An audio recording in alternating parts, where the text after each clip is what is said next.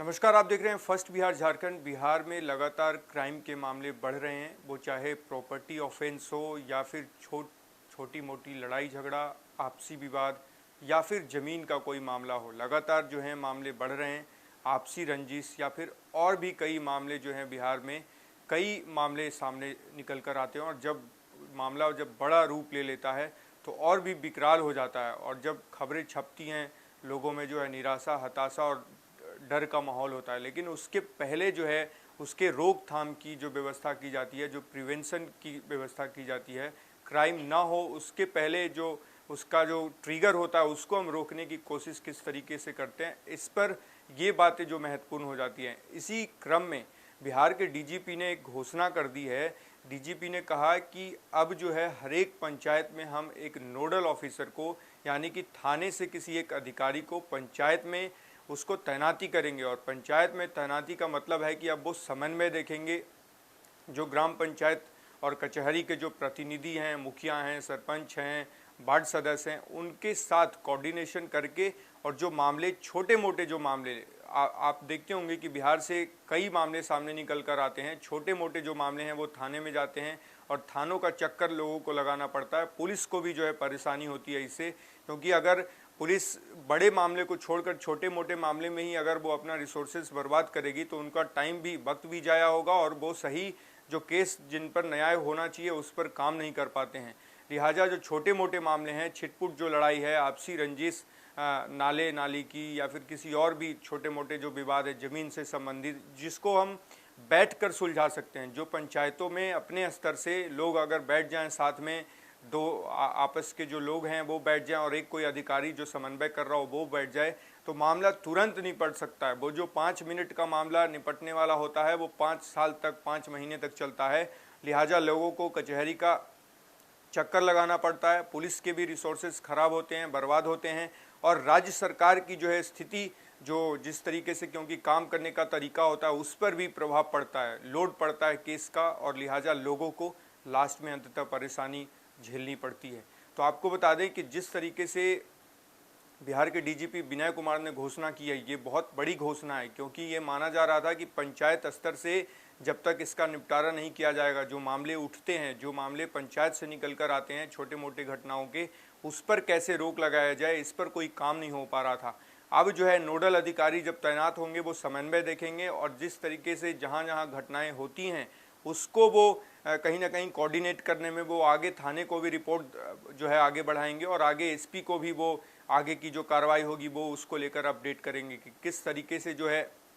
पंचायत स्तर पर जो है मामले बढ़ रहे हैं या फिर घट रहे हैं। अगर बढ़ रहे हैं तो क्या कारण है उसके पीछे, और उस पर जो है कार्रवाई होगी और उस पर सही तरीके से समन्वय बनाकर काम किया जा सकेगा। तो ये बहुत बड़ी घोषणा बिहार के डीजीपी ने कर दिया है, और अब देखना ये होगा कि इस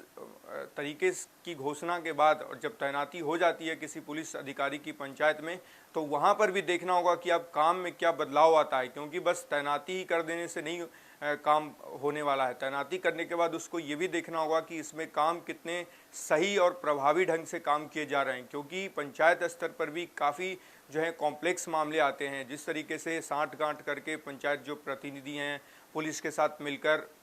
अपने आपसी, क्योंकि चुनावी रंजिश काफ़ी होता है पंचायतों को लेकर, अगर हम बात करें तो छोटे मोटे घर घर में लड़ाई होती हैं। पंचायत स्तर के जब चुनाव सामने आते हैं तो लगातार मामले आते हैं कि छोटे मोटे आपसी जो रंजिश होते हैं वो बढ़ जाते हैं। इस पर यह भी सवाल अब उठना लाजमी हो जाएगा, क्योंकि उनसे साठ-गांठ कर कर जो पंचायत के प्रतिनिधि या मुखिया हों या वार्ड सदस्य हों या पंचायत समिति हों या और भी जो जनप्रतिनिधि हैं पंचायत स्तर के, वो उनसे मिलकर कुछ ऐसा ना करे जिससे लोगों की परेशानी और बढ़ जाए। क्योंकि जिस तरीके से हमने देखा कि लैंड सर्वे के अगर हम मामले की बात करें, उसमें सरकार ने किया भलाई के लिए, क्योंकि अगर डिजिटलाइज हो जाएगा सारा डेटा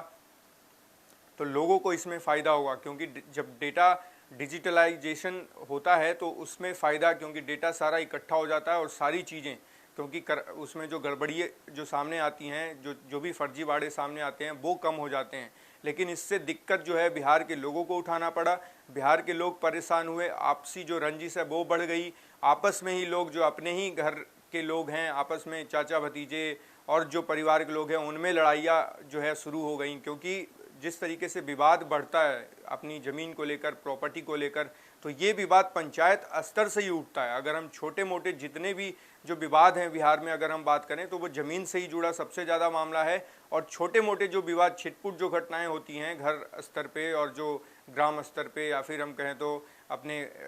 गांव के स्तर पर, अगर उसको रोक लिया जाए, अगर पुलिस उसको रोकने में सफल होती है तो पुलिस के लिए भी ये आसान हो जाएगा। और जो परसेप्शन है क्राइम का और इस तरीके के जो मामले का कि वारदात होते हैं उसको भी कम कर दिया जा सकता है अगर हम इस पर, अगर हमारी पुलिस, बिहार राज्य की पुलिस अगर इस पर काम करती है। तो ये बहुत बड़ी जो है ऐलान डीजीपी विनय कुमार ने किया है। और आगे अब देखना होगा कि किस तरीके से बिहार में जो है वातावरण और अच्छा होता है। जिस तरीके से 2005 से लेकर